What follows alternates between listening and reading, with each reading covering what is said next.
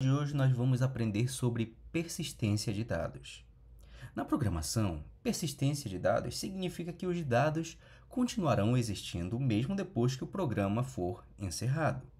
Ou seja, sem a persistência, todos esses dados ficariam apenas na memória RAM, sendo perdidos após fechar o aplicativo ou a aplicação software.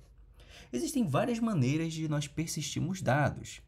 Uma das mais conhecidas é armazenarmos as informações em documentos de textos, como os documentos do Word, tá?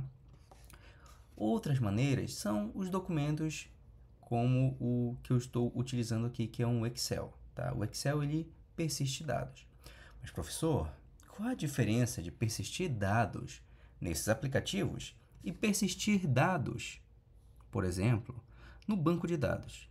Bem, o banco de dados, ele favorece você com uma estrutura organizada em tabelas. E é uma estrutura que permite consultas robustas. Pessoal, vamos estruturar aqui uma tabela. Uma tabela, ela possui linhas e colunas. Ok? Linhas e colunas. Perfeito. Nada de tão diferente do nosso Excel. Beleza, vamos lá. Pessoal, o banco de dados, principalmente os relacionais, ué, professor, existem bancos de dados não relacionais? Existem. São os bancos de dados cuja estrutura deles não são baseadas em tabelas, mas sim em documentos, como o MongoDB, ele armazena documentos do tipo JSON, chave-valor como o Redis ou DynamoDB, colunar como o Cassandra ou em grafos como o Neo4j. Porém, eu vou me ater a mostrar um pouquinho só do tipo de armazenamento da persistência baseada em tabelas, em documentos só para fins de conhecimento. Tudo bem? Professor, qual a diferença principal deles? Bem, os bancos de dados SQL, eles são bem mais robustos porque são estruturados no modelo de tabelas. E aí, cada tabela representa uma entidade. Professor, o que é uma entidade? Vamos fazer um paralelo, pessoal, com o diagrama de classes do Java. O diagrama de classes do Java, eles representam funções, tá? Que são distribuídas entre classes. Uma vez dentro das classes, essas funções se tornam métodos, ok? Professor, podem existir classes apenas com atributos? Podem. Professor, podem existir classes apenas com métodos? Podem também. Mas voltando para cá, fazendo esse paralelo, o que nós abstraímos, o objeto que nós abstraímos para o diagrama de classe, aqui no SQL é chamado de entidade, tá? Em vez de objeto, entidade. E ele será mapeado, digamos assim, a partir apenas dos seus atributos. Ou seja, vamos aqui aproveitar a abstração de um animal. Nós podemos apenas ficar com o nome e a raça do animal. Porém, o banco de dados ele vai precisar de algo que seja único, como um CPF, digamos assim, tá? E para isso, nós criamos geralmente uma coluna ID. Beleza? Então tá. Voltando aqui para o Excel, tá? E fechando esse paralelismo com o diagrama de classes. Percebam que ao clicar em ID, aqui em cima é mostrado o tipo da coluna inteira, que é do tipo número. Aqui, do tipo texto, e aqui, do tipo texto. Com o banco de dados, não é diferente. Você vai dizer o nome da coluna e você vai dizer o tipo de dado que ela vai armazenar. Nesse caso aqui, apenas números. Então, somente números devem vir inseridos aqui nessa coluna. Nome animal, apenas texto. Raça animal, apenas texto. Então, se eu quiser inserir um animal aqui, eu posso colocar, por exemplo, aqui. Eu posso chamar de Tom. E aqui eu posso chamar ele de siamês. Percebam que a inserção ela se deu na ordem. ID é o primeiro, nome animal é o primeiro, raça é o segundo, raça animal é o terceiro. Aqui eu inseri primeiro o ID, depois o nome animal, depois a raça do animal. Professor, eu vou ter que inserir isso aqui o tempo todo? Beleza, eu vou explicar rapidinho. No banco de dados, tem uma função que quando você vai criar o banco de dados, a tabela, você marca ela, você especifica e ele automaticamente preenche. De maneira que, vamos supor, eu arraste para cá, ele preenche automaticamente, tá? E aqui eu posso colocar gr, eu posso colocar como hamster, tá? Ele vai preencher automaticamente. Eu só tenho que preencher, ó, nome animal e raça animal e deixar isso aqui que o banco de dados se encarrega, tá? Só fazendo esse paralelo aqui para vocês entenderem mais à frente os conceitos que eu vou explicar. Beleza? Perfeito, pessoal. O banco de dados ele armazena na estrutura de tabelas. Vou tornar isso aqui em tabelas apenas para vocês terem uma noção. Tá. Olhem só. Nós temos aqui algumas ferramentas de ordenação, crescente ou decrescente, tá? Ó, o ID, o último para o primeiro para o último. Nome animal, decrescente e crescente. Vai alterando aqui, tá? Raça animal, ele vai alterando aqui, beleza? Podemos fazer isso no banco de dados? Sem sombra de dúvidas que podemos, tá? Percebam que eu já estruturei aqui a minha tabela, beleza? Então tá.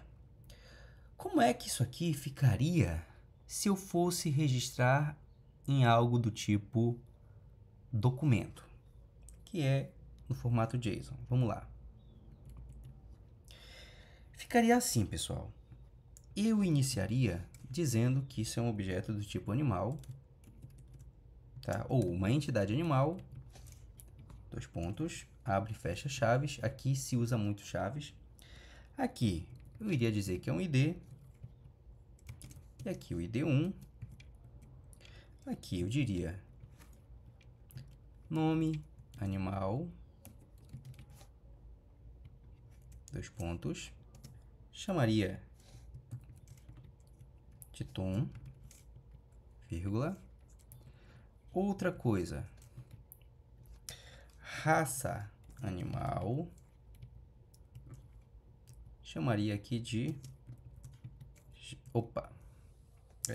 aqui seria siamês. Beleza. Aqui, desta maneira, nós estruturamos, tá? Aqui dessa maneira, nós estruturamos o nosso documento, tá? Beleza? Isso é uma maneira muito mais flexível de organizar os dados. Porém, claro que com todo o cuidado e com toda a definição da abstração do objeto que você quer colocar para ser persistido, tá? Professor, quero armazenar mais de um. Como é que nós podemos fazer? Bem, existem documentos que fazem isso aqui, ó. Coloquei no plural, coloquei colchetes,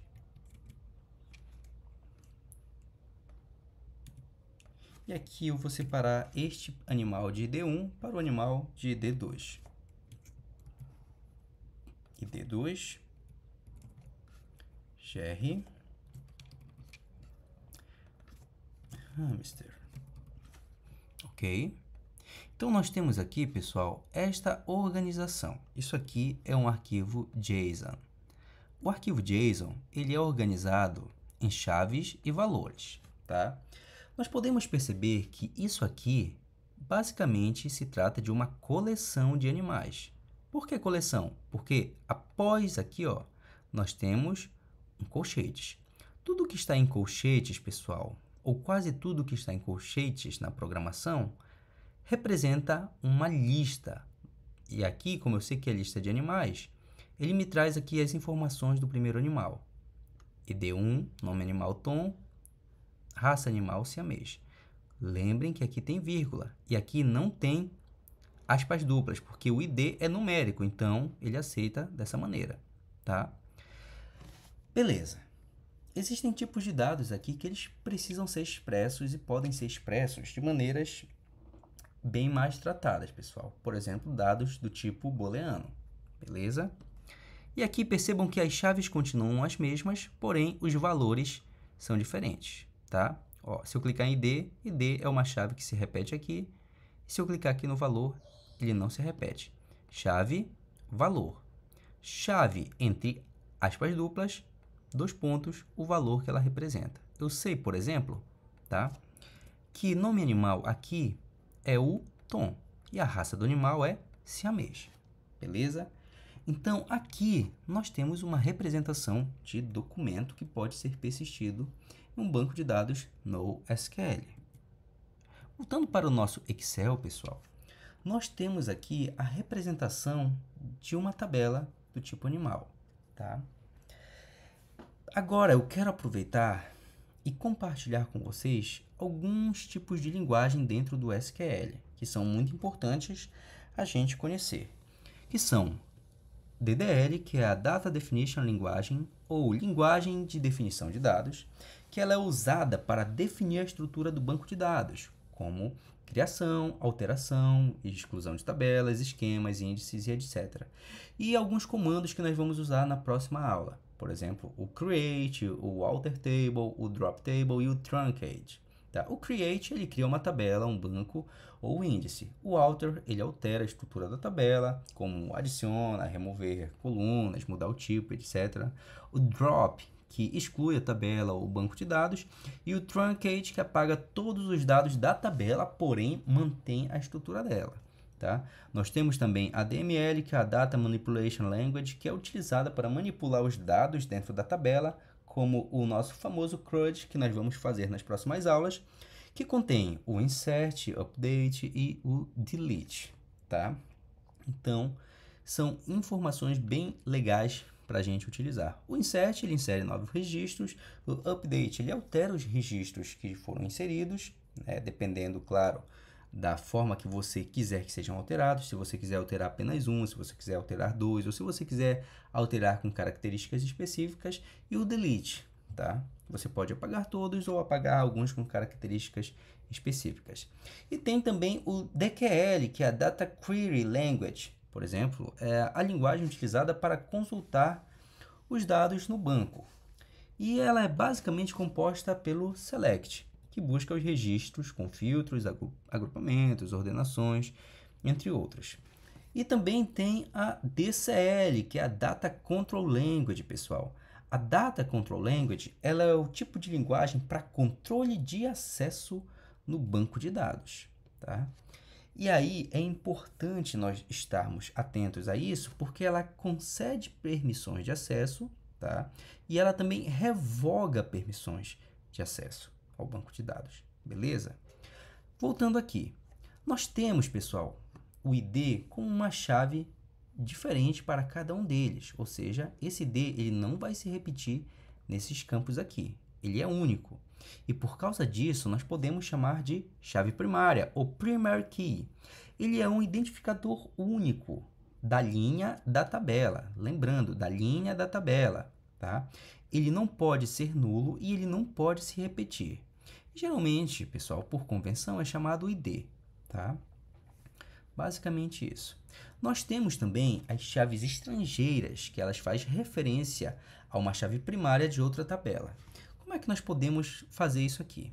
Tá? Vou dizer o seguinte, criar uma outra tabelinha aqui chamada ID, outra ID animal, e aqui vou chamar de nome dono, beleza? Aqui é o ID do dono, ID1, e aqui eu vou chamar de Michael. Michael é dono de que animal? Do Tom. Então, vou colocar aqui o ID 1. Beleza? Esse ID aqui, ó, ele faz referência ao ID do animal, ou seja, esse aqui é uma chave estrangeira, beleza? Então, é esse ID que liga Michael ao Tom. Por quê, professor? Porque o ID do animal aqui é 1. E o ID aqui, ó, deste animal é 1.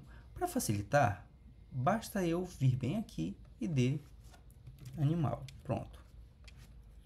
Agora ficou mais prático. Ele faz essa referência aqui, tá? Então, eu sei que o Michael é dono do Tom. Beleza? Então, tá.